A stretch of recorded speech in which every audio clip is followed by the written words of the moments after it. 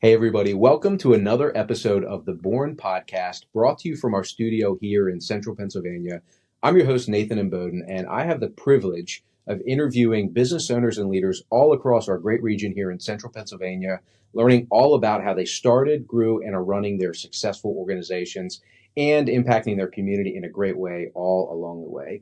You can find a full replay of our broadcasts on our website at thebornpodcast.com. Also, go to any one of our social media channels, whether it's Facebook, LinkedIn, Instagram, search for The Born Podcast. Hit that like and subscribe button so you can stay up to date on all of our episodes and our content. And today, the returning champion, a returning guest. If you're familiar with the podcast, but the old name, shout out to my friends at the Shrimp Tank. We had Leah, who is the co-owner / does it all at Historic Ashland. She was on in 2020. No, it was 20 during COVID. Right. Yep. Yeah. But she's back. We're excited to hear all about what's happening and has been going on over the last few years. And so, Leah, welcome back. Thanks for being here. Thanks for having me. It's awesome. All right. For those who maybe weren't tuned in back in 2020, why don't you give a little background just of yourself, and then we'll talk about Historic Ashland. Yeah. So as Nathan was saying, I am the co-owner of Historic Ashland. We're located in Wrightsville, Pennsylvania, so just west of Lancaster County along the Susquehanna River. The business is Historic Ashland. I've been doing it since 2018, so we're about to start our 8th wedding season, which is unbelievable. Yeah. I think I was in year 3. Yeah.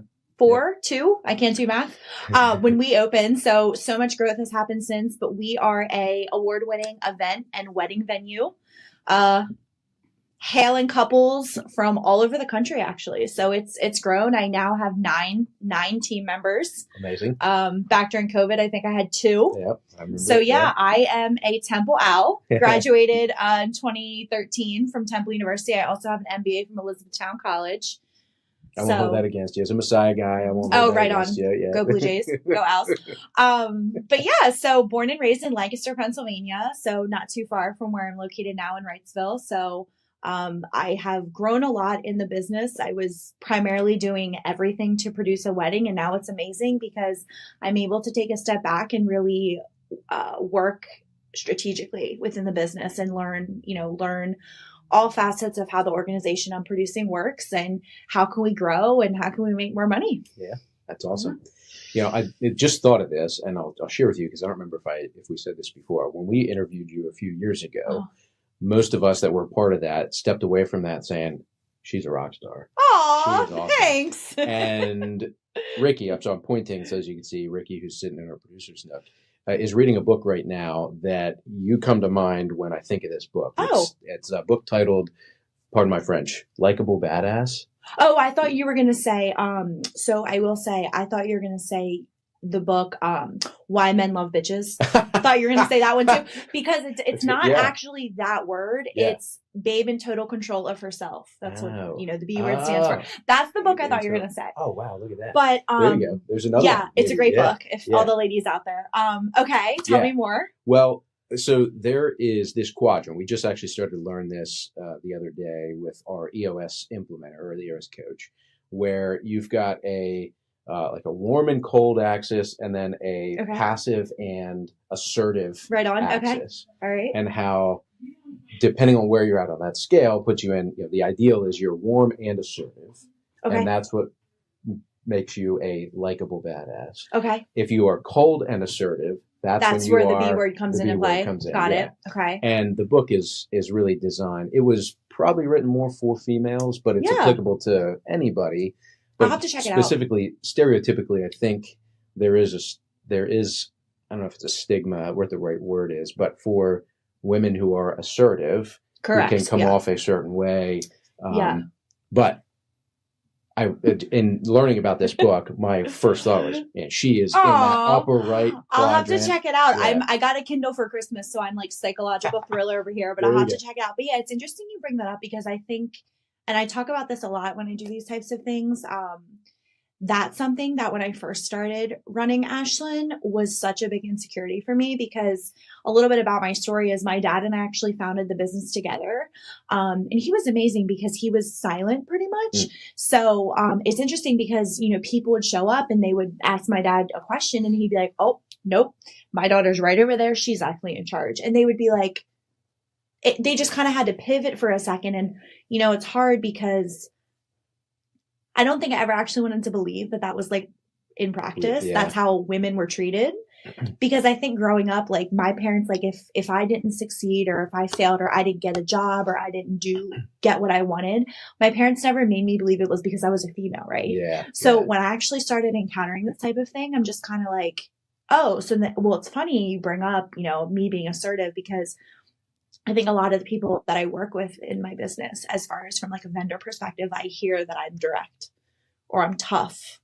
That's what I'm told about myself. And I'm like, okay, well, am I actually tough or am I just expecting you to do what you're paid to do? Yeah, right. So it's like finding that balance of being collaborative and being a leader with also not allowing people to mistake your kindness for weakness, because that, especially I feel like with some of my employees, that happens sometimes too. So it's hard to find that balance. Oh, what a great phrase. I went through some business disruptions over the last couple of years, and I can share this with the offsite. But my coach at the time, that's an exact phrase he used. Said, "Don't mistake my kindness for weakness." Correct. And I feel like I have fallen. I mean, especially when I was going through like personal things over the last couple of years, I feel like that was something that I really had to keep at the forefront, because people will do that. Oh yeah. And it's hard because you want to believe that people are going to return, you know, you have expectations that you're going to get what you give, right? But that's not always, it's definitely not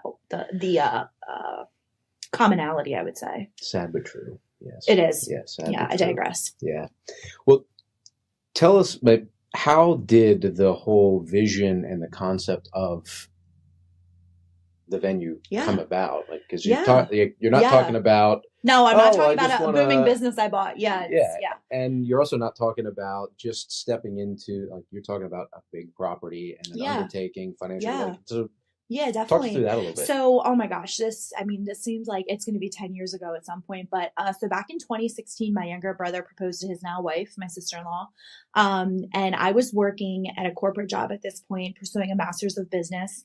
And I hail from a family of entrepreneurs, right? My dad was self-made, so is my mom, and both my brothers are. So I think I told you before, I was like the only one with like a normal job in my family. I had to clock in, clock out. But long story short, my brother got engaged and they were looking at venues, and beginning of 2017, we decided, oh, well, you know, our childhood home is very sentimental. It's private. Why don't we have their wedding there? And then I think we quickly realized how difficult having, you know, for all those people that are attempting to have a wedding at their home, don't. It's very difficult as far as like if you're looking at 200 people, facilities, resources, parking, stuff like that. So the marriage, pardon the pun, really came together when my dad, who was a custom home builder, him and my mom approached me with this idea, and they were like, listen, we have this idea, but we can't do this unless you're on board, because we need you to spearhead it. We need you to run it. And I'm like, okay, that sounds amazing, but I'm like a bachelorette. I was like 25 at that time. I'm like, I don't know anything about weddings. Like, how am I going to run a business? So in a very long story short, my mom is a realtor. So she found this property in Wrightsville for sale, and it dates the whole way back to 1806, and the bones were just everything. But it was disgusting. Like, I think I told you before, like we rolled up and I was like, Dad, this is not the venue. Like, this is not what we're doing. It was overgrown, dilapidated, run down, but the bones were just so good. So we bought it in February of 2017, and then I opened for my first wedding May 12th, 2018. Okay. Wow. So first wedding season was 2018. So this year will be my 8th wedding season. Awesome. Yeah. So I ended up taking, you know, I was fortunate enough that my partners put up all the capital. So you know, since financially I've come a long way in being able to recoup what I had borrowed. So it's awesome. It's been a good spot. Yeah. Whew. I know you have your MBA. When did you get your MBA? I was supposed to walk. It's interesting. I was supposed to walk in May 2018, but I couldn't walk because it was the day Quinn got married, my brother. But so I graduated in winter of 2017. Okay. So it was kind of around when all this was kind of coming to fruition, which is nice. Yeah. Okay. Yeah. So you started to get some of the academic chops, if you will, but the experience piece of it was not there yet. I think that's something a lot of people say, like, oh, well, you didn't need. So backstory. My dad was never formally educated. And, I think always to him, it was like super important that I was. So I was originally going to go to law school, actually. Okay. I took my LSAT, I did all that. And I was like, you know what? I actually don't want to practice law. I just want the knowledge. So then I started, I knew I wanted a postgraduate degree, and I was like, I think I'm going to go for the MBA. So that's I kind of just wanted the, 3 letters behind my name. Yeah. What's it called? Accolades. Yeah. Creds. Yeah, the creds. Gives me a seat at the table, I guess. I mean, when you're this is so annoying that this is even a thing, but when you're a 25-year-old chick trying to start your own business and get buy-in to like the level that I was trying to do, it's kind of like, oh, like you're cute and stuff, but like me. Yeah. Yeah, there is until you, the sad part is until you have proven yourself. I know. Those credentials are sort of a way of showing that you've proven yourself on some level. That's actually why I left corporate and started my own thing, because I was doing really well at my corporate job, but I just didn't want to like pay dues. I don't know. I just think it's at the time it was like almost 2020. It's like, why are we still doing this whole like you have to pay dues when maybe I am actually smarter, you know? So all right. Have you learned more through your experience starting in 2018 than you learned when you went through your MBA? I don't think I can go on record. I'm just kidding. And this is not all right, let's step back. This is no reflection of the program itself. This is correct. Absolutely. Because the one thing, and I was just talking about this with someone a couple weeks ago, the one thing that no education can teach you is this humanity aspect, right? Right. Because it is, I look at it in 2 facets, right? I look at, the person that shows up at weddings, the person that sells the venue, the person that my couples know. And then I look at me as a business owner and what that means. Cause I mean, I'm sure you know how it is. Like when you leave your corporate job and you put everything out to this business, like the public scrutiny and all of that is very difficult. So on the one side, dealing with the public and dealing with the community in such an emotionally vested day is a job in itself. And then, you built this business for years and you have one person who didn't like something about the wedding that has nothing to do with you. Starts to propel, whatever they want to say. So I think that's one thing that education doesn't teach you, as well as when you have a team like I have, managing the emotions, managing the personalities, managing the employees, the conflict management. Like, sure, you can learn any of that in academia, but when it comes down to the fact that we're dealing with a global pandemic and you need to postpone 30 weddings, what are you going to do? That's the type of stuff that I don't think. And I, like I said, I'm a huge believer in academia. I believe in it wholeheartedly, but that is the one aspect I think that the experience is what is crucial in framing and understanding those skills, emotional intelligence, all that kind of stuff. Yeah, I think the blend of the two is what can make things really powerful. I mean, I know plenty of people that are unbelievably successful that have zero academic background besides definitely graduating high school. Yeah, definitely.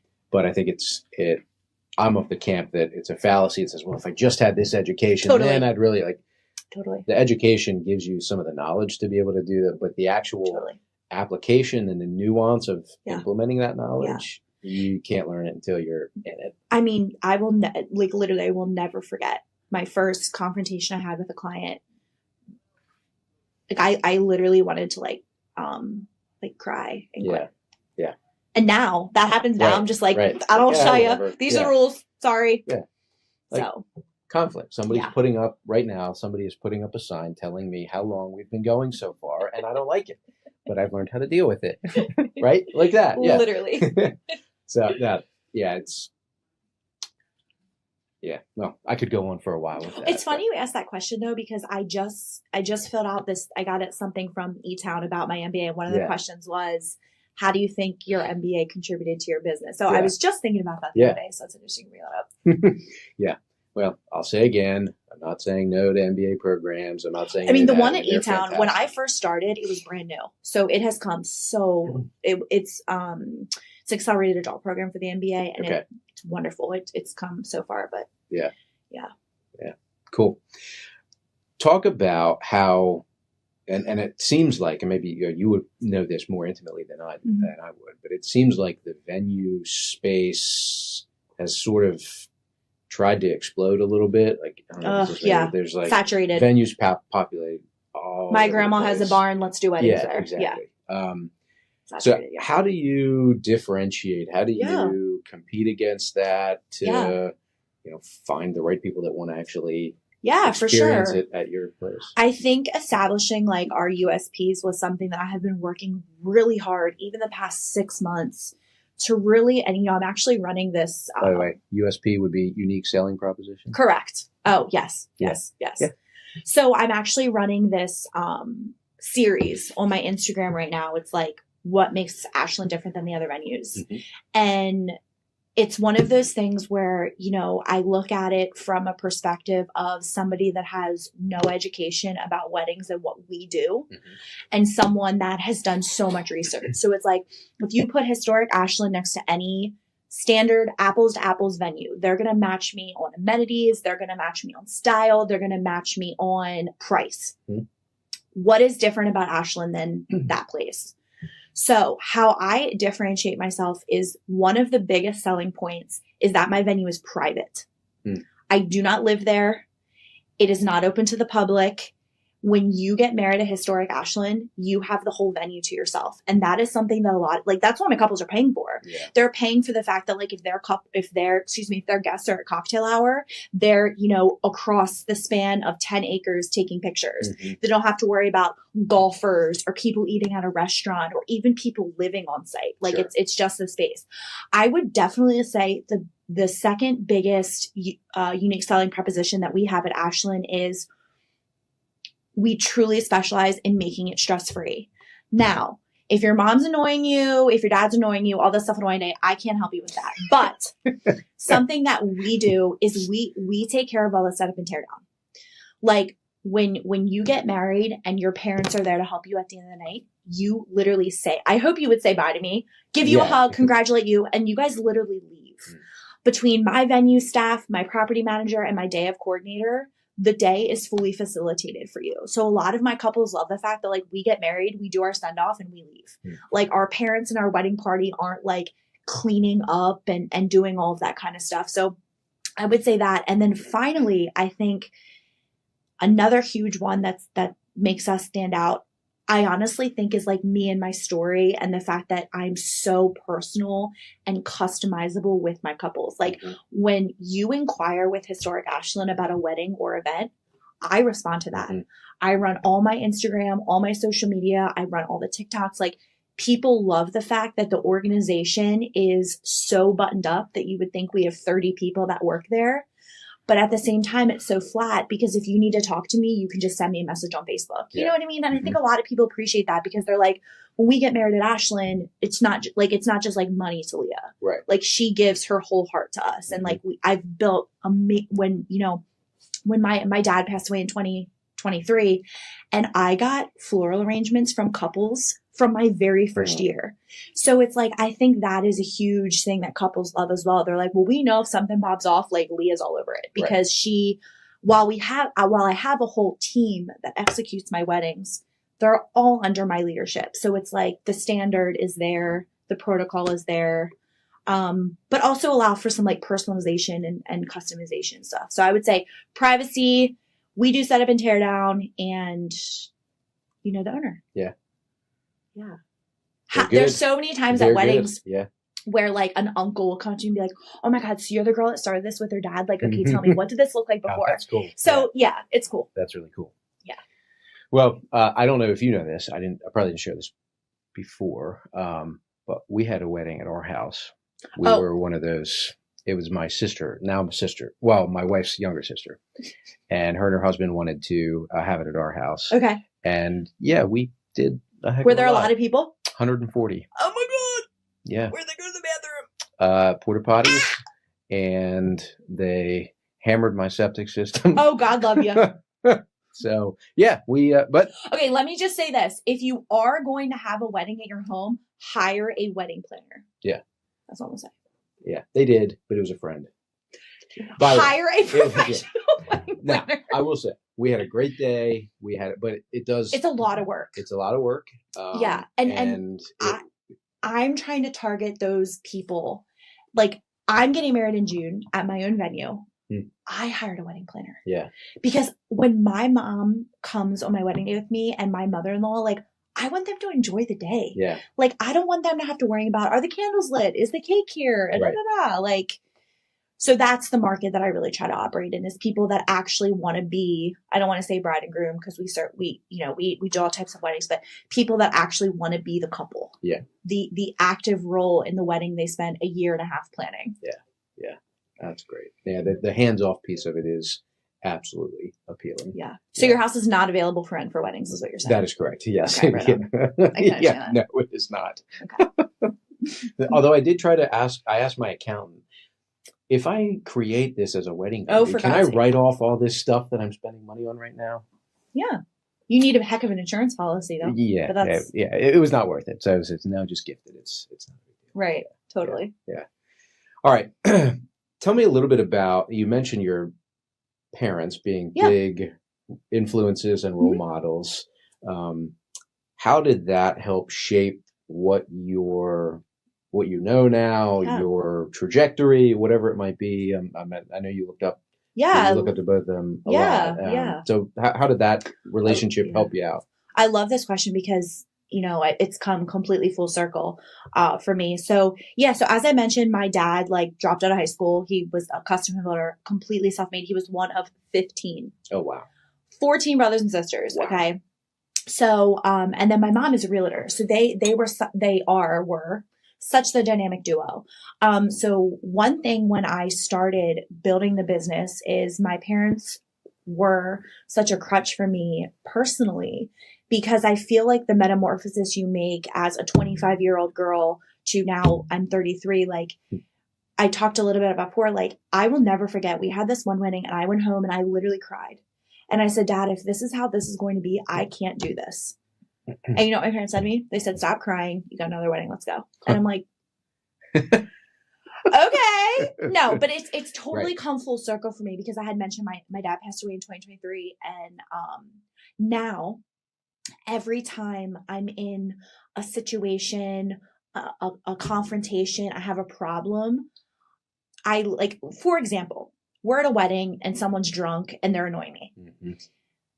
Old Leah would be like, can you not? You know what I mean? New Leah is my dad in my head. Leah, walk away, walk away, walk away, walk away, walk away. So it's interesting how it has completely come full circle, because it's before I would call my dad and be like, you're never going to get home, da, da, da. But, now I can't. So it's interesting how those certain themes and life lessons just replay here. Yeah. Yeah. Yeah. Create a lasting. But they're instrumental. I mean, even now, I literally call my mom or my fiance and I'm like, can I have 5 minutes? They're like, go ahead. And I'll just and they'll both say, do you want advice or did you just want to complain? I'm like, I just want to complain. They're like, great. But it's I think kind of going through again, the journey that I've been through with this business, with my dad getting sick and passing away, it's put a lot of things into perspective for me. Sure. So, oh my God. Yeah. They're crucial. Couldn't have done this without them. So, that's awesome. Oh, and it's great that so after 23, still having those memories and that reminder, all the positive reminders of the influence that he's had on you. But it's definitely challenging, because when you start a business with someone and you are in at the ground level, you both learn what needs done. Yeah. And it comes to a point in the business where you just work in such synergy. Mm-hmm. You're so good at anticipating needs. You know what needs done. And that's how my dad and I were. So as we grew and I had to hire people and start to have these, SOP, standard order procedures, and these job descriptions and stuff, it really made me think this is really growing into something. Yeah. Like we can't, because when I first started, I had one part-time employee. Yeah. And she kind of just like jumped in at the ground level. So when I started to grow and hiring people, it was like, I need to actually write a job description. So my point in all of this is there's still things though that last year with the bad heat, the grass, some of the grass was dying. It's simple things like that. I don't know about grass. Right. And I can't call my dad and be like, Dad, like what do I, and so those are parts that you know, unfortunately we tied up a lot of loose ends at Ashland, but there's some things though that I'm now to the point where, well, no, Leah, you're equipped to deal with this. Sure. Like, you know, you guys can figure this out. So it's hard when you are at the top. I always knew if I didn't have time to do something or I forgot something, my dad would be there to pick up the slack. Yeah. But now it's like, no, Leah, like you need to do it or it's not going to get done. Yeah. You know, so it's just kind of interesting to see how it all kind of comes full circle. Yeah. But, you know. Yeah. That's neat though. Remind me after this, I'll tell you a equipped to handle that story. It's, Okay. it's a good one. She will especially like that. Luckily, my fiance is a great YouTuber, so we figured it out. But Perfect. it's just like, like things like that you wouldn't even. And I think that's where it comes with surrounding yourself with a good team, right? Sure. So like I said, my dad was a builder, so a lot of his subcontractors also work for me. So it's nice to have a plumber or electrician. Like they all just, the second they know when I call them, it's like, oh my gosh, we have to go. So it's kind of tapping in and realizing it's okay to delegate, right? Like asking for help isn't a negative thing, which I think so many of us are like, no, we have to be able to do everything. And it's like, no, it's actually okay to let the people in to help you. For sure. Because I think when a lot of us go through, I mean, for me at least, when I go through personal things, I shut down and I'm like, everyone go away. But I think I'm learning like, no, let them help you. Yeah. Like that's, I used to complain all the time. Why do I have all these people that work for me if they don't actually work for me? And it's like, well, no, Leah, they're telling you they can help. You're just like, you think you have to do it on your own. So yeah. Yeah. Letting go is a tough thing. Oh, I just hired an assistant manager. Can you believe that? Good for you. I'm impressed. Well Jesus, take the wheel. There you go. A lot's happened over the last 8 years, 8 years.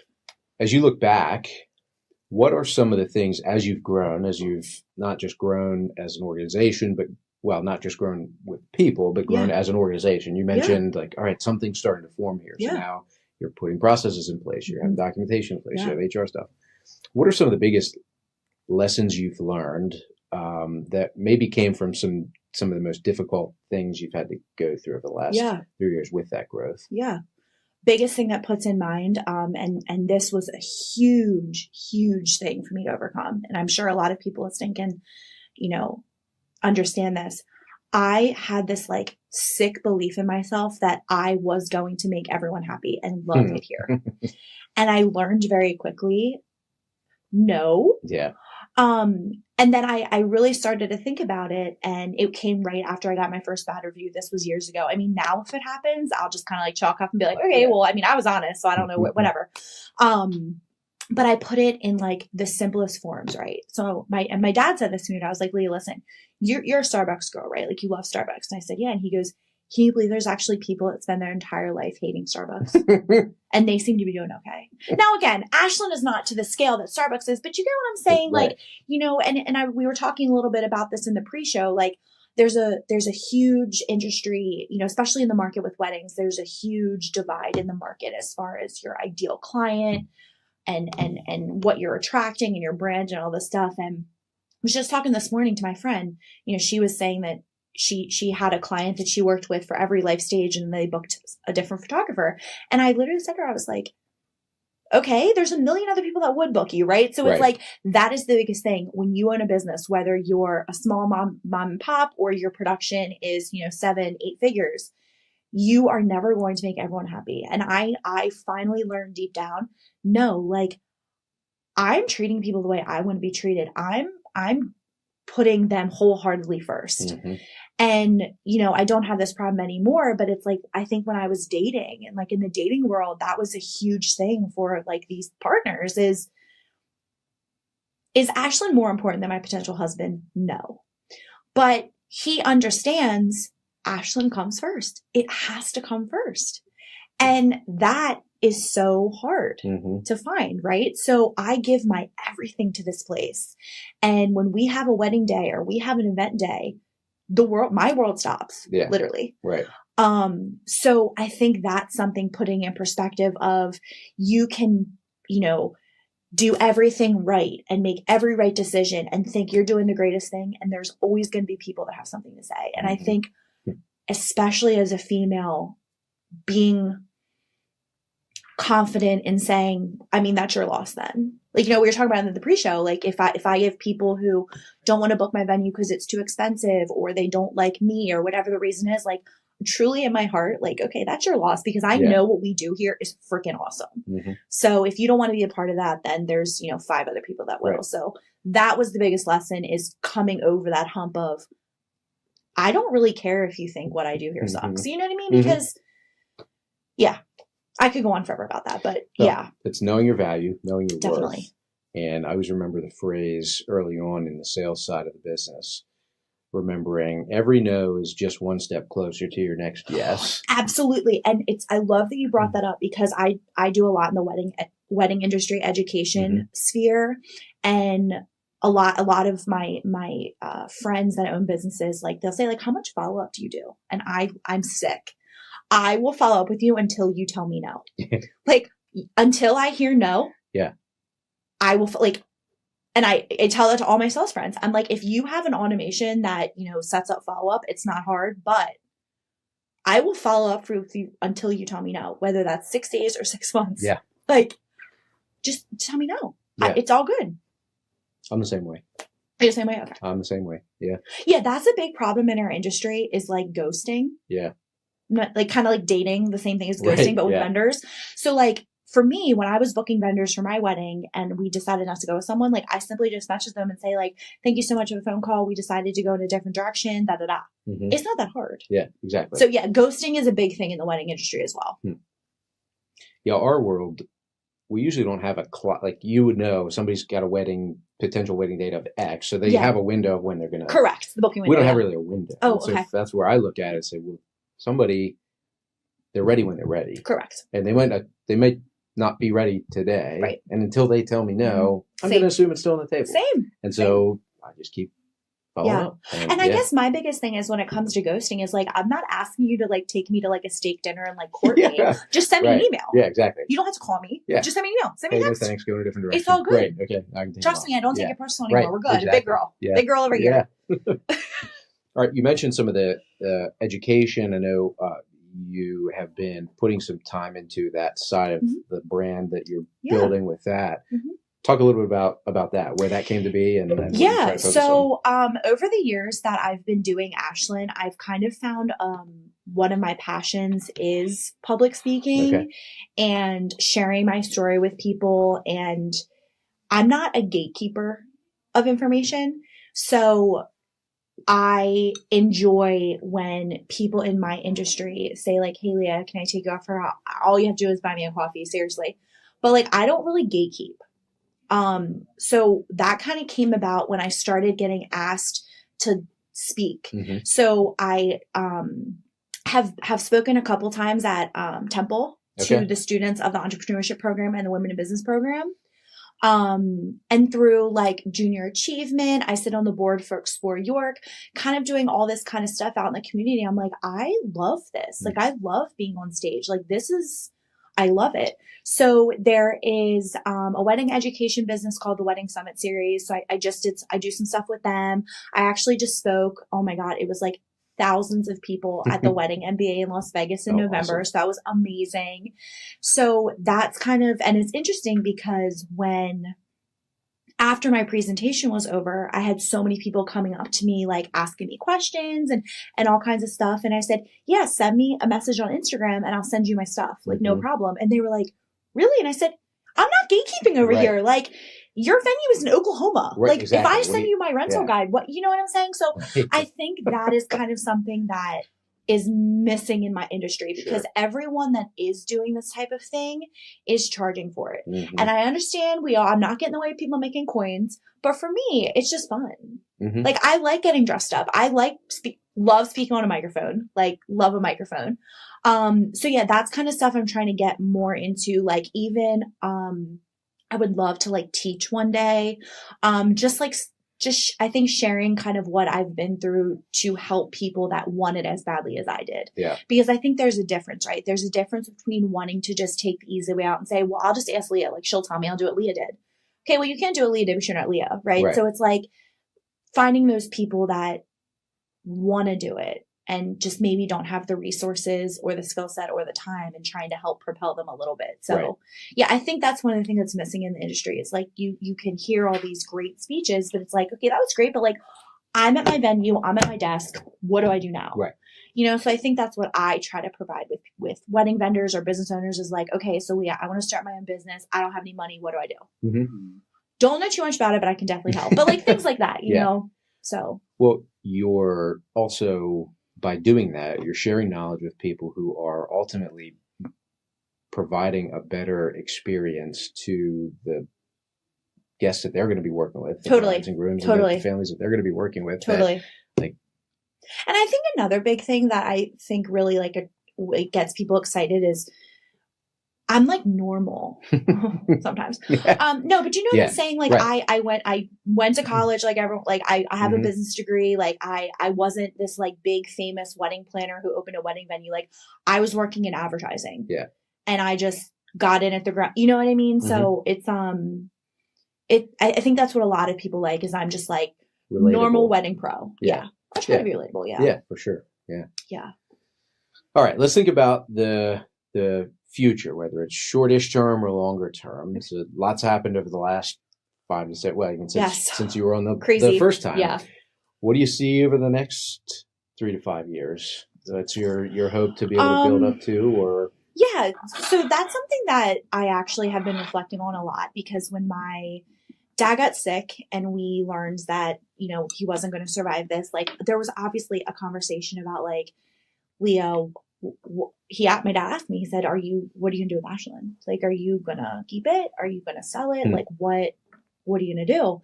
And I said, well, do you think I can do this on my own? And he said, well, of course you can. Like, it's just up. Do you want to? Yeah. Because I think with my parents, something that they always wanted me to know was like, Leah, we wanted to help you do this, and we wanted to help you create this to give you financial freedom and help you be a part of and build something. Mm-hmm. We don't want you to feel like locked into, if you sell Ashland, you're going to like break my heart. It's like Ashland is something that you built. It's freaking awesome. And if you want to keep it going, you keep it going. If you want to sell it, you want to sell it.